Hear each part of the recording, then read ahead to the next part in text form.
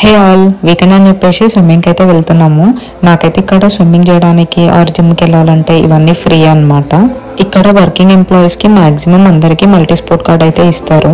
ఒకవేళ వైఫ్ అయినా వర్క్ చేయకపోయినా కూడా హస్బెండ్ వాళ్ళ ఆఫీస్లో తీసుకోవచ్చు అనమాట మల్టీ స్పోర్ట్ కార్డు. ప్లస్ కిడ్స్కి కూడా ఉంటుంది అనమాట వాళ్ళకి ఆఫీస్లో తీసుకోవడానికి. సో అట్లా మల్టీ స్పోర్ట్ కార్డ్ అయితే ఉంటుంది.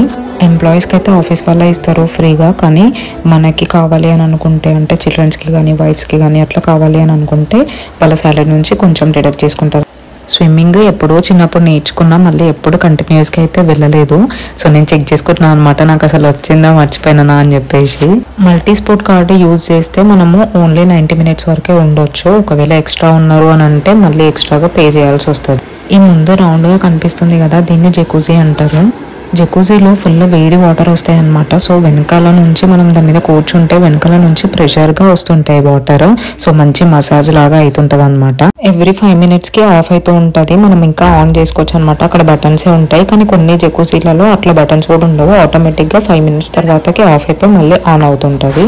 అట్లా కొంచెం సేపు స్విమ్మింగ్ చేసేసి జకూజీలో కూర్చొని సోనాకైతే వెళ్ళిపోయినాము. సోనాలో -5 టెంపరేచర్లో ఒక రూమ్లో మంచిగా రిలాక్స్ అవ్వడానికి ఇట్లా చైర్స్ ఉయ్యాలి అట్లా వేసి ఉంచుతారు.